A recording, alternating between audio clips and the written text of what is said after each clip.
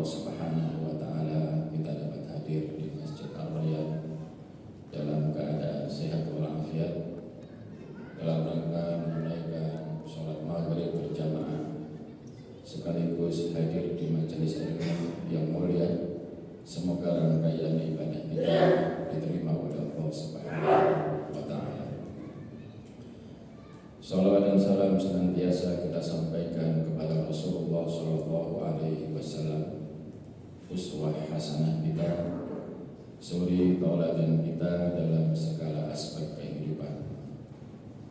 Pada kesempatan malam hari ini, tema yang akan kita bahas yaitu mengenai larangan mengkafirkan sesama muslim.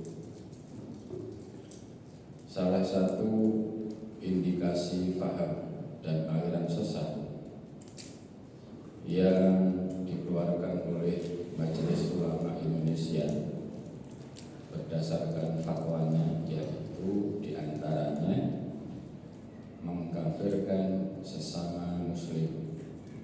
Jadi kalau ada kelompok, ada golongan yang mengkafirkan sesama muslim, maka kelompok dan golongan itu termasuk kelompok dan golongan sesat. Jamaah rahimakumullah, mengkafirkan sesama muslim ini harus ada bukti-bukti yang nyata, harus ada dalil, bukti yang nyata, dan tidak boleh seseorang mudah mengkafirkan sesama muslim. Kenapa? Karena kalau seseorang telah dihukumi sebagai kafir, tentu ini berdampak pada perkara-perkara yang lain. Contoh, seorang laki-laki divonis sebagai kafir, secara otomatis kalau dia kafir, ya dia tidak boleh berhubungan dengan istrinya yang statusnya masih muslimah. Kalau dia kafir, tentu dia tidak boleh menjadi ahli waris dari bapaknya yang statusnya muslim. Makanya menvonis sesama muslim dengan vonis kafir itu akan berdampak pada hukum-hukum yang bersangkutan ya terhadap hukum-hukum agama ini. Sehingga Rasulullah mengingatkan kita di dalam salah satu hadisnya, salasatun min aslil iman. Ada 3 perkara yang termasuk aslul iman. Aslul iman itu adalah pokok dari keimanan. Yang pertama disebutkan al-kafu amman qala la ilaha illallah, menahan diri untuk tidak mudah menvonis orang yang telah mengikrarkan la ilaha illallah.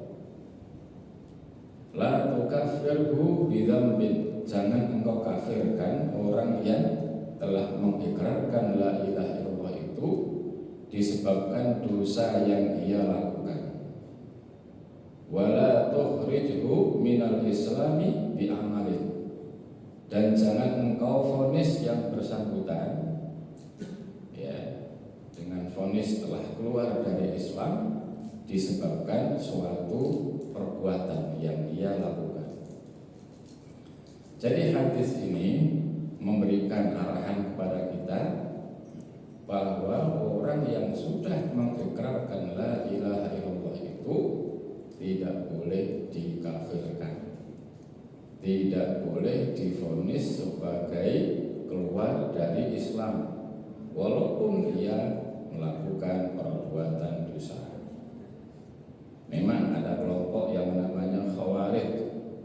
Kelompok ini meyakini bahwa pelaku dosa besar itu hukumnya kafir berdasarkan hadis la yazni zani hina yazni wa huwa mu'min. Seorang berzina itu tidaklah beriman ketika ia berzina. Wala yasriku sarik hina yasriku wa huwa mu'min. Seorang pencuri itu, seorang koruptor itu tidaklah beriman ketika dia korupsi, ketika dia mencuri. Wala yashrabul khamra hina yashrabuha wa huwa mu'min. Seorang yang menenggak khamr itu tidak beriman ketika dia minum khamr. Hadis ini dijadikan sebagai dasar oleh kaum Khawarij untuk mengkafirkan orang muslim yang melakukan dosa besar. Di sini kan disebutkan tidak beriman. Ya. Lah kalau tidak beriman berarti apa? Kafir. Gitu ya. Ya. Lawannya iman apa? Kafir. Kalau hadisnya menyebutkan pezina tidak beriman ketika berzina, pencuri tidak beriman ketika mencuri, peminum khamar tidak beriman ketika dia minum khamar. Kata tidak beriman itu berarti kan kafir. Ya. Padahal pemahamannya tidak seperti itu. Ahlus sunnah wal jamaah memahami hadis ini bahwa pencuri tidak beriman ketika mencuri. Waktu dia mencuri tidak ada imannya. Karena kalau ada imannya tentu dia tidak akan mencuri. Pezina ketika dia berzina tidak ada imannya. Andaikan ada imannya tentu dia tidak akan berzina. Begitu pula peminum khamr tidak akan minum khamr ketika imannya masih ada. Ya, begitu imannya tidak ada maka dia minum khamr. Nah, ketidakadanya iman itu pada waktu dia berzina, pada waktu dia mencuri, pada waktu dia minum khamr. Sesudah itu dia menyesal, maka penyesalan itu bagian dari tobat, dan tobat itu menumbuhkan aslul iman, menumbuhkan akar iman yang masih ada di dalam hatinya. Nah, ini pemahaman yang benar. Maka pelaku dosa besar itu urusannya diserahkan kepada Allah. Ya, kalau Allah berkehendak untuk mengampuni, terampunilah ya dosanya. Karena dosa yang tidak terampuni itu kan dosa syirik. Innallaha la yaghfiru ayyushraka bihi wa yaghfiru ma duna dzalika liman yasha. Sesungguhnya Allah tidak mengampunkan dosa syirik. Maksudnya kalau yang bersangkutan meninggal dalam keadaan menyekutukan Allah, tentu tidak ada celah untuk mendapatkan ampunan. Wa yaghfiru ma duna dzalika liman yasha, dan Allah akan mengampunkan selain dosa syirik. Selain dosa syirik apa? Ya di antaranya tadi zina, mencuri, minum khamr. Nah, itu kan selain dosa syirik. Allah mengampunkan selain dosa syirik bagi siapa saja yang dikehendaki. Oleh sebab itu pelaku-pelaku dosa besar kalau statusnya sebagai muslim tidak boleh dihukumi sebagai kafir, tidak boleh divonis sebagai keluar dari Islam. Statusnya apa? Muslim tapi berdosa. Gitu. Umpamanya sekarang kan lagi heboh Pak ya. Ya, ketua KPK tersangka. Ya. Muslim enggak? Masih muslim. Muslim enggak? Agamanya Islam ya? Nah, masih muslim. Dan bisa kemudian kita vonis ya sebagai kafir, kita vonis setelah keluar dari Islam. Ya, walaupun dia terima hadiah, terima gratifikasi yang itu melanggar hukum kita, gitu ya. Tetap statusnya sebagai muslim tapi bermaksiat ya terhadap Allah Subhanahu wa taala. Tapi hadis ini juga tidak boleh digunakan untuk dalil ataupun argumen ya meremehkan dosa besar. Enggak apa-apa dosa besar, yang penting habis itu nyesel, imannya masih tumbuh lagi kok. Gitu ya. Kalau ada yang berpikir begitu itu ya itu berpikir yang konyol dan berpikir yang bodoh ya. Ini kan berbicara tentang orang muslim, orang yang mengikrarkan la ilaha illallah tapi dia berbuat maksiat gitu. Kalau yang bersangkutan tidak berbuat maksiat ya jangan menggunakan hadis ini ya untuk melakukan maksiat, nggak apa-apa kok ya maksiat ya itu ya nggak apa-apa kok STMJ sholat terus maksiat jalan gitu ya sholat terus maksiat jalan ya status nggak keluar dari Islam kok, statusnya nggak kafir. Tidak boleh berpikir seperti itu. Ini adalah vonis bagi orang muslim yang kebetulan dia khilaf, kemudian dia berbuat zina atau mencuri atau minum khamar, statusnya bukan keluar dari Islam. Makanya kalimat la ilaha illallah itu sudah menjamin jiwa seseorang, menjamin harta seseorang. Sebagaimana hadis Rasulullah, umirtu an uqatilan nasa hatta yashhadu an la ilaha illallah. Aku diperintahkan oleh Allah untuk memerangi manusia sampai mereka mau mengucapkan atau mau bersaksi tidak ada ilah, tidak ada Tuhan yang wajib diibadahi kecuali Allah. Nah, hadis ini menunjukkan Pak bahwa orang yang mengucapkan la ilaha illallah itu terlindungi jiwanya, tidak boleh dibunuh, tidak boleh ditumpahkan darahnya. Hadis ini kan dilatar belakangi oleh suatu peristiwa pada zaman Nabi ya. Jadi zaman Nabi itu ada peperangan yang dipimpin oleh Usamah bin Zaid. Usamah bin Zaid ini komandan perang muda ya, masih muda Pak usianya. Mungkin lebih muda dari capres yang ada sekarang itu ya. Nah, ini kita nggak hubungkan dengan situ ya. Usamah bin Zaid ini anak muda yang ditunjuk oleh Rasulullah sebagai komandan perang. Tapi walaupun muda Pak, track recordnya nggak perlu dipertanyakan gitu. Artinya karir militernya itu fase demi fase, nggak meloncat jauh ini enggak gitu. Ya, fase karir politik karir militernya Usamah ini ditapaki fase demi fase. Sehingga walaupun usianya masih muda, itu track recordnya ya dipertanggungjawabkan ya. Bisa dipertanggungjawabkan melalui debat publik umpamanya kalau sekarang ya. Kalau dulu kan tidak ada Pak. Rasulullah tunjuk Usamah bin Zaid anak muda sebagai komandan perang. Nah, waktu peperangan itu dikisahkan ada seorang kafir yang menyelinap di barisan kaum muslimin, mau membunuh orang Islam, tetapi berhasil dipergoki oleh Usamah. Ketika dalam keadaan kepergok itu, dia langsung angkat tangan mengucapkan la ilaha illallah. Nah, kalau udah mengucapkan la ilaha illallah kan statusnya menjadi muslim kan Pak ya, muslim. Tetapi oleh Usamah yang bersangkutan tetap dibunuh karena yang bersangkutan mengucapkan la ilaha illallah hanya untuk melindungi dirinya, hanya untuk melindungi nyawanya. Kemudian ada salah seorang sahabat dari Ansor yang menemani Usamah bin Zaid saat itu lapor kepada Rasulullah tentang peristiwa itu. Maka Usamah pun dipanggil, wahai Usamah, benarkah apa yang diceritakan oleh saudaramu ini demikian? Usamah menjawab, betul. Kenapa engkau bunuh juga orang yang sudah mengikrarkan kalimat syahadat?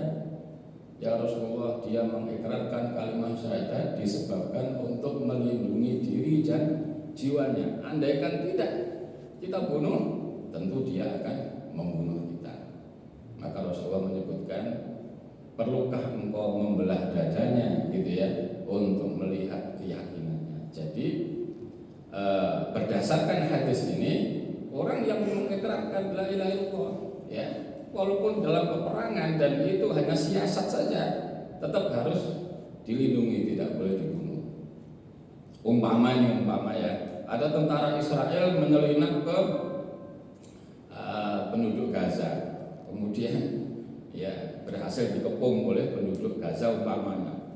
Tiba-tiba angkat tangan, saya mengucapkan la ilaha illallah. ya tidak boleh dibunuh. Gitu ya.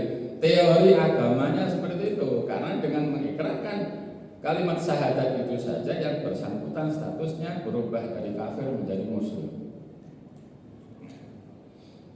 Ini dulu katanya ini ada Pak cerita lucu ya, waktu Ambon dulu bergejolak ya, itu katanya ada salah satu penduduk ya non muslim yang masuk ke perkampungan muslim, kemudian berhasil dihadang oleh penduduk setempat. Ditanya, Anda muslim Pak? Muslim. Kalau Anda muslim, coba ucapkan la ilaha illallah. Langsung dia bilang, ya Thayyibah, ya Thayyibah. Ya, dia nggak bisa mengucapkan la ilaha illallah, tapi dia hafal apa itu ya, salawat yang dilantunkan oleh Haddad Alwi. Ya, karena dia menyanyikan ya Thayyibah, langsung yang bersangkutan juga dilepas ya gitu ya. Nah, jamaah rahimakumullah, maka hadis ini menunjukkan kita harus menahan diri untuk menvonis orang yang mengucapkan la ilaha illallah. Jangan mudah divonis kafir, jangan mudah divonis sebagai telah keluar dari Islam. Dan ini dari dulu juga sudah ada Pak ya. Belakangan ini juga ada ya, kelompok-kelompok yang semangat juangnya tinggi ya. Terkadang melihat sesama muslim itu semangat juangnya nggak seperti dia, maka dia mudah menvonis yang bersangkutan orang tersebut sebagai entah fasik, entah zalim, entah kafir ya. Apalagi kadang-kadang pakai dalil ya, wa man lam yahkum bima anzalallah fa ulaika humul kafirun. Siapa yang tidak berhukum dengan hukum Allah, maka ia kafir. Siapa yang tidak berhukum dengan hukum Allah, maka dia zalim. Siapa yang tidak berhukum dengan hukum Allah, maka dia fasik. Hadis ini kemudian ayat ini difahami secara letterlek, kemudian disimpulkan ya, apa? Oh, pemerintah yang tidak menjalankan hukum Islam kafir. Kalau enggak zalim, kalau tidak fasik. Gitu ya. Sehingga memposisikan dirinya konfrontasi dengan pemerintah yang ada.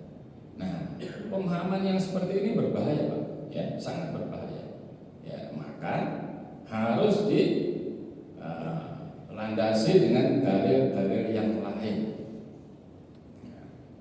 Karena apa? Al-Quran ya tajuh ilal hadis, Quran itu memerlukan hadis. Ya, kalau cuma memahami surat Al-Maidah ini saja, siapa yang enggak menegakkan hukum Allah itu kafir, zalim, fasik ya. Tanpa dibarengi dengan hadis-hadis Nabi yang memberikan penjelasan yang rinci, maka dengan mudah seseorang menvonis pemerintah ini kafir, pemerintah ini zalim, pemerintah ini fasik. Nah, kalau kafir, zalim, fasik gimana? Oh, boleh diperangi, sehingga dia mungkin ya meletuskan bom di sana, bom di sini dan sebagainya. Nah, jamaah rahimakumullah, jadi hadis ini memberikan pencerahan kepada kita. Kemudian kalau yang bersangkutan sudah bersyahadat, tentu tidak hanya syahadat saja sebagai perubah status dari kafir menjadi muslim. Ada konsekuensi yang lain ya. Wa yuqimus shalah, kalau sudah bersyahadat ya harus mendirikan sholat. Wa yu'tuz zakat, harus membayar zakat kalau mampu. Nah, ini ada seorang orang yang sudah terkenal mengatakan begini Pak, anak kalau nggak sholat nggak usah dipaksa, karena dalilnya la ikraha fiddin, tidak ada paksaan dalam agama. Ayat ini sebetulnya kan ditujukan kepada orang kafir. Orang kafir itu tidak dipaksa untuk memeluk Islam. Tapi kalau sudah memeluk Islam, kewajibannya apa? Ya mendirikan sholat. Kalau mampu menunaikan zakat. Kalau mampu ya melaksanakan haji. Jadi ada yang bilang gitu, kalau anak nggak mau sholat biarkan aja. Kalau dipaksa-paksa itu melanggar ayat la ikraha fiddin. Ini kan contoh ya, orang menggunakan dalil Al-Quran tetapi dia tidak paham bahwa teks Al-Quran itu ditujukan kepada orang di luar Islam, tapi dipakai untuk ya orang Islam. Makanya penggunaan dalil itu enggak cuma menggunakan dalil. Kalau menggunakan dalil saja ya tanpa disertai dengan penjelasannya itu berbahaya. Ada yang sholat menghadap ke timur, menghadap ke barat, menghadap ke utara, menghadap ke selatan, pakai dalil dari Al-Quran. Walillahil masyriqu wal maghrib, milik Allah lah arah timur dan arah barat. Fa aynama tuwallu wujuhakum fasamma wajh. Kemana saja wajahmu engkau hadapkan, maka engkau akan mendapati wajah Allah. Berdasarkan ayat ini, maka ia mengatakan seorang muslim boleh saja sholat menghadap ke barat, ke timur, ke utara maupun ke selatan, karena semua arah itu milik Allah.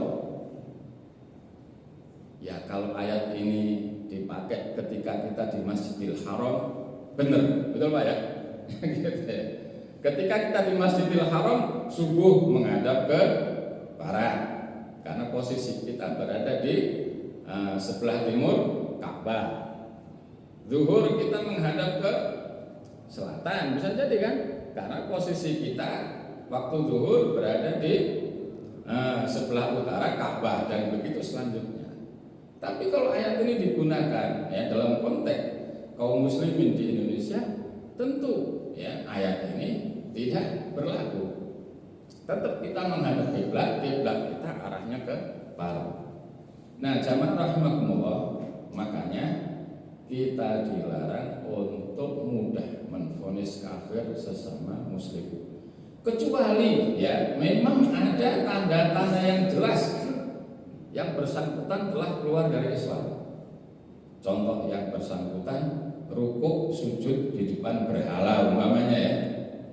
Jelas-jelas kita melihat yang bersangkutan rukuk dan sujud di depan berhala. Atau mungkin kalau sekarang bisa terlihat setiap hari Ahad ya dia ke gereja umpamanya ya, nggak cuma sekali, berkali-kali, setiap hari Ahad dia menuju ke tempat ibadah agama lain.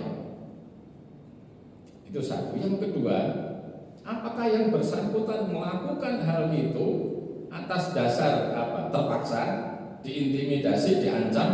Kalau diancam ya belum jatuh vonis kafir. Contoh begini Pak, ada pembantu agamanya Islam, bisa jadi Pak ya, dia menjadi pembantu di rumah orang non Islam. Tiap ya, hari Ahad diajak ya ke tempat ibadah tuannya. Kalau enggak nanti gajinya dipotong, gitu ya. Kalau enggak nanti dipecat. Yang bersangkutan takut kalau dipecat nanti nggak ada kerjaan, maka yang bersangkutan ikut. Keikutsertaan pembantu itu tidak menyebabkan dia kafir. Karena apa? Dia dalam keadaan tertekan, dia dalam keadaan takut dipecat, takut dipotong gajinya. Ya. Makanya pada zaman Nabi kan juga ada seorang sahabat ya, yang disiksa.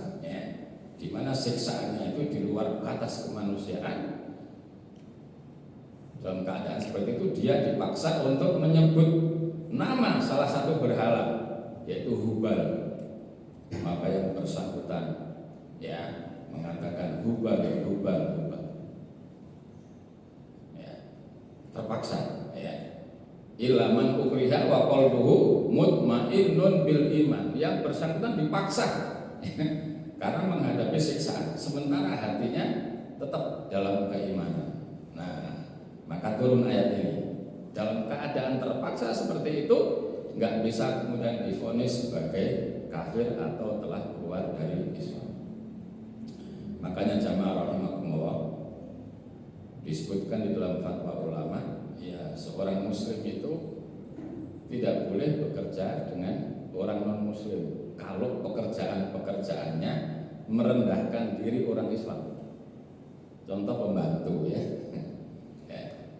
membantu agamanya Islam, ya, mengabdi di rumah tuannya yang bukan Islam. Ini mestinya nggak boleh, ya, karena ini pekerjaan merendahkan status keislaman seseorang. Wala tahinu, ya, wala tahzanu wa antumul a'launa, ya. Jangan engkau merasa hina, jangan engkau merasa sedih, padahal engkau adalah a'launa, ya, yang lebih tinggi. Jadi mestinya Pak nggak boleh, ya mestinya. Tapi yang kenyataannya ya tidak seperti itu, ya. Kadang-kadang ada orang yang tergiur untuk menjadi pembantu di rumah non-muslim disebabkan gajinya selisih dikit. Nah, selisih dikit dia memilih seperti itu, ya. Nah, ini pekerjaan yang sifatnya merendahkan, ya, status orang muslim. Tapi kalau kerjasama dengan orang non muslim, ya, di mana kerjasama itu apa? Kerjasama yang tidak berkenaan dengan urusan agama dan statusnya itu sederajat, ya. Contoh Bapak sebagai kontraktor punya rekanan kontraktor yang lain. Kontraktor yang lain itu agamanya tidak seperti agama Bapak, itu nggak ada masalah. Nah, ini kan kerjasama, ya, dalam hal-hal yang tidak ada hubungannya dengan perkara agama, gitu ya. Tetapi antara yang bersangkutan dengan orang non muslim yang diajak kerjasama itu level dan derajatnya sama, itu boleh. Nah, jamaah rahimakumullah, jadi kalau yang bersangkutan ada indikasi rukuk, sujud, ya, atau ikut, ya, upacara keagamaan agama lain, ya, dalam keadaan sadar, dalam keadaan senang, dalam keadaan ridho, nah itu baru nanti, ya, ada vonis. Nah, kemudian yang menvonis juga tidak boleh individu, Pak. Ya. Contoh ada orang yang beberapa kali, ya, ke tempat ibadah agama lain, langsung kita panggil, Anda kafir, ya nggak boleh langsung begitu, Pak. Ya. Menjatuhkan vonis itu mestinya berdasarkan keputusan pengadilan. Makanya kan di negara kita juga kan begitu, Pak, ya. Kalau ada indikasi kesesatan, itu biasanya nanti kan dilaporkan, kemudian diselidiki, disidik, oh benar tersangka penistaan agama, ya, diajukan ke pengadilan, ya, bukti-buktinya kuat bahwa yang bersangkutan menista agama, maka apa? Ya, dijatuhi vonis, ya, divonis sekian tahun. Sesudah hukuman dijalani, yang bersangkutan bebas. Sesudah bebas, pembinaannya diserahkan ke majelis ulama, ya, supaya kembali kepada ajaran Islam yang benar. Jadi nggak boleh, ya, individu menvonis, ya. Nah, ini adalah otoritas hakim, otoritas pengadilan.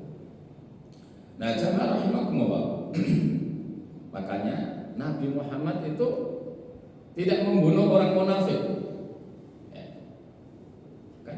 Ada namanya Abdullah bin Ubay bin Salul, ini kan tokoh munafik, di mana gerak-gerik dan perilakunya selalu membawa madharat bagi Nabi dan bagi kaum muslimin. Sementara anaknya itu agamanya baik. Anaknya pernah izin kepada Rasulullah, ya Rasulullah, izinkan saya untuk membunuh ayah saya, gitu ya, karena dia adalah, ya, gembong kaum munafikin.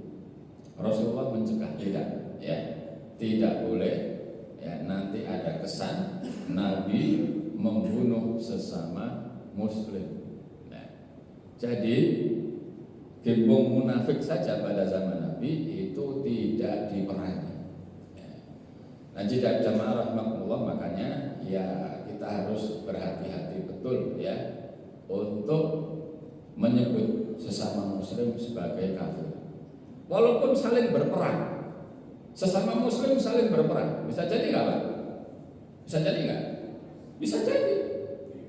Di beberapa negara sesama muslim berperang, bisa saja berebut kekuasaan, bisa saja berebut pengaruh.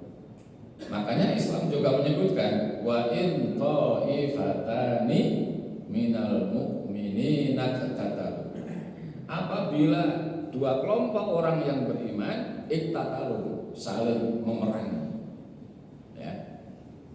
Nah, kalau memerangi itu kan pasti kalau nggak menang ya kalah. Kalau nggak membunuh ya terbunuh. Kalau nggak melukai ya terluka. Tapi masih disebutkan di sini, apabila ada dua orang mukmin yang saling memerangi, ya, fa aslihu bainahuma, maka damaikanlah di antara mereka. Nah, kemudian fa aslihu bainahuma, fa in bawat ihdahuma alal ukhra, kalau kelompok yang satu masih membangkang, ya, faqatilul lati tabghi, perangilah yang membangkang ini. Fa in fa'at, kalau sama-sama sepakat mereka, ya, mau berdamai, fa aslihu bainahuma bil adl, maka damaikanlah dengan cara adil, ya. Innallaha yuhibbul muqsitin, Allah cinta kepada orang-orang yang berbuat adil. Nah, di sini disebutkan bahwa apa? Sesama mukmin saja kalau berperang, ya, itu tetap statusnya sebagai mukmin, bukan sebagai kafir. Contoh Afghanistan kan perang, ya, ya, sama-sama muslim kan banyak, cuma yang satu mungkin berafiliasi kemana, yang satu kemana. Atau mungkin dulu pada waktu kita dijajah oleh Belanda, ya, kan ada yang menjadi anteknya Belanda, ada Pak ya? Ada yang jadi anteknya Belanda, jadi mata-matanya Belanda, ya. Lah kalau dalam hukum perang mata-mata boleh dibunuh, tapi statusnya itu tetap kalau dia Muslim, ya, ya nggak berubah statusnya, tetap menjadi Muslim. Ya.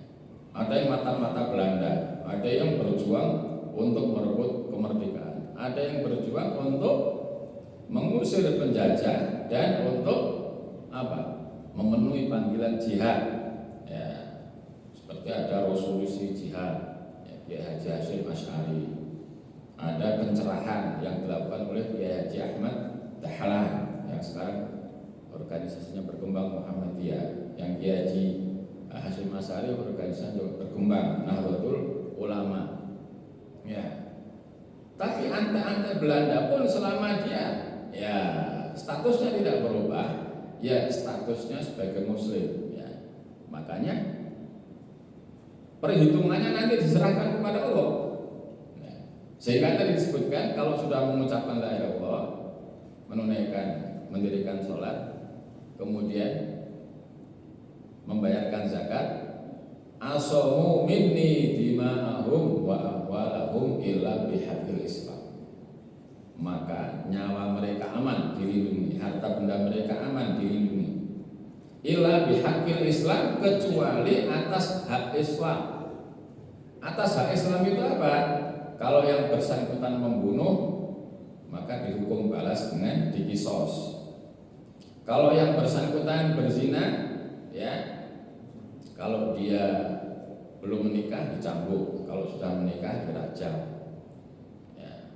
Kalau dia mencuri, dipotong tangannya. Itu namanya hak Islam. Kalau dia sudah mampu nggak mau bayar zakat, ya diingatkan supaya bayar zakat. Gitu. Tetapi ini semua otoritasnya penguasa, Pak. Ya, hukum kisos itu yang menegakkan penguasa, nggak boleh secara parsial. Masjid Ar-Rayyan menetapkan hukum kisos bagi yang mencuri di kawasan Masjid Ar-Rayyan. Enggak usah itu keputusan. Ini kalau begitu, ya. Ya, itu otoritasnya penguasa. Jadi enggak boleh secara parsial umat Islam itu kemudian, ya, membabi buta. Siapa yang nyuri di lingkungan RT-nya potong tangannya. Siapa yang zina dicambuk. Siapa yang zina sementara dia sudah menikah dirajam. Enggak boleh. Itu ya harus ada konstitusinya, harus ada dasar konstitusinya di negara. Makanya kan hukum-hukum ini, Pak, ya, yang disoroti oleh sebagian orang, oh ini jadi kafir, ini zalim, ini fasik. Karena hukum qisas nggak tegak, hukum cambuk nggak tegak, hukum merajam nggak tegak, ya, hukum potong tangan nggak tegak.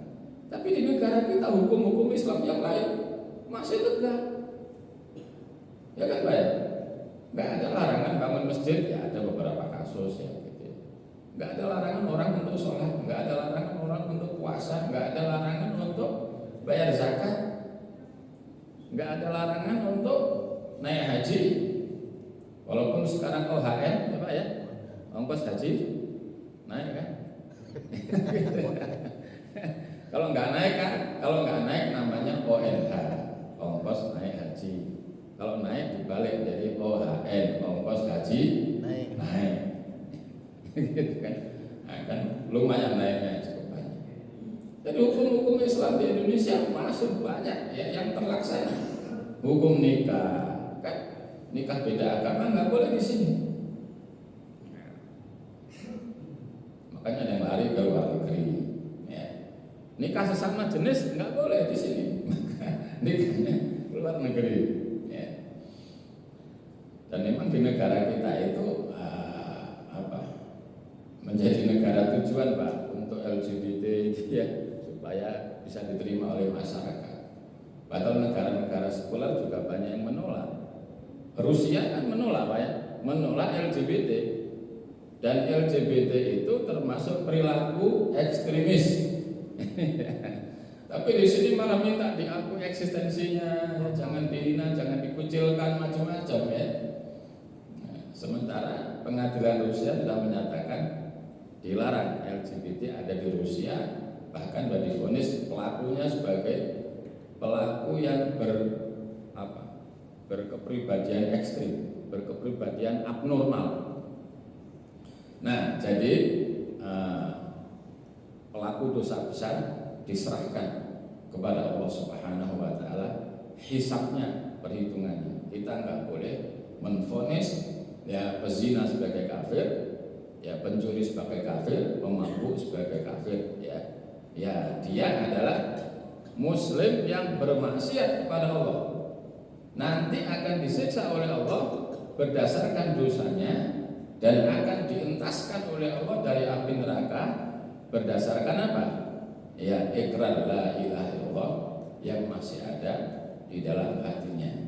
Makanya nanti kan Allah memerintahkan kepada para malaikat, akhriju minan nari man kana fi qalbihi mithqala dzarratin minal iman. Keluarkan ya dari neraka orang-orang yang di dalam hatinya itu masih ada sebesar biji sawi dari keimanan. Jadi dia masuk neraka disebabkan dosanya, masuk surga disebabkan keimanannya, ya, walaupun hanya sebesar biji sawi. Makanya la ilaha illallah itu dasar sebetulnya, Pak. Dengan la ilaha illallah seseorang bisa masuk surga yang penuh dengan berbagai macam kenikmatan. Dengan la ilaha illallah pula seseorang pada akhirnya juga bisa dientas dari siksa api neraka. Api neraka siksaannya begitu dahsyat. Disebutkan dalam hadis Pak ya, kalau seseorang memasukkan batu saja itu, ya, maka batu itu akan sampai ke dasar neraka selama 70 tahun. Itu kan kedalamannya nggak bisa dibayangkan lagi. Nah, neraka yang sedemikian dahsyat siksaannya, ya, maka orang yang masih ada la ilaha illallah bisa dientas oleh Allah Subhanahu wa taala dari siksa api neraka. Makanya ya pelaku dosa besar itu tidak dihukumi sebagai kafir, tapi dihukumi sebagai muslim yang melakukan maksiat, ya, disiksa karena maksiatnya, masuk surga karena sebesar biji sawi dari keimanan. Nah, jamaah rahimakumullah, belakangan ini kan muncul jamaah-jamaah takfir, kelompok-kelompok yang mudah mengkafirkan sesama muslim, ya. Itu terjadi di beberapa negara. di Mesir juga ada, ya gitu ya. Mungkin juga di Arab Saudi ada yang mengkafirkan pemerintah Arab Saudi karena apa? Karena Arab Saudi berkiblat ke Amerika, ya. Apalagi pada waktu perang Teluk dulu Arab Saudi ya sengaja memanggil ya tentara-tentara Amerika untuk menjaga ya perdamaian di Arab Saudi. Padahal Nabi mengatakan apa? Akhriju min jaziratil Arab, akhrijul Yahuda wan Nasara min jaziratil Arab. Usir semuanya itu Yahudi Nasrani dari jazirah Arab.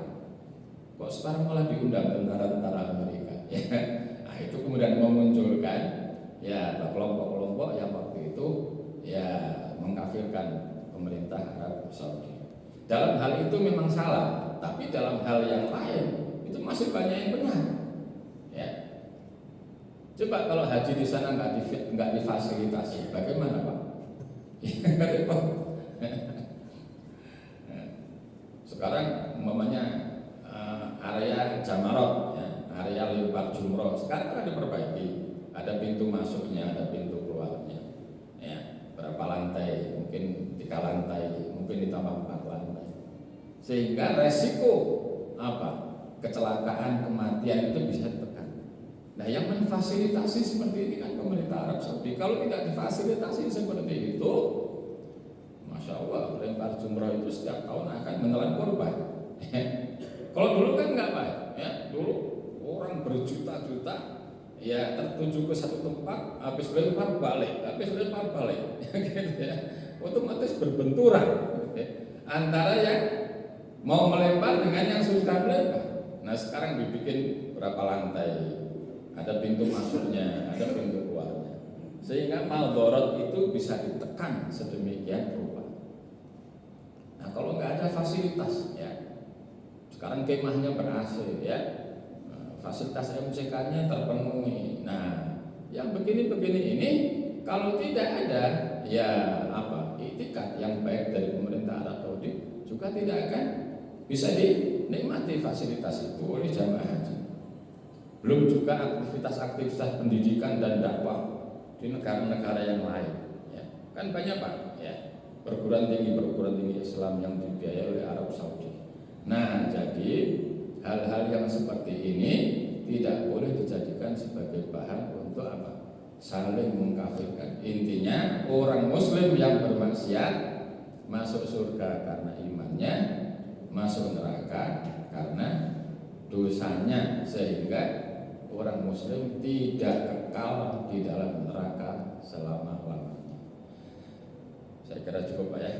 Mudah-mudahan bermanfaat. Waktu Isya telah tiba. Kita akhiri dengan subhanaka Allahumma wa bihamdika asyhadu an la ilaha illa anta astaghfiruka wa atubu ilaik. Wassalamualaikum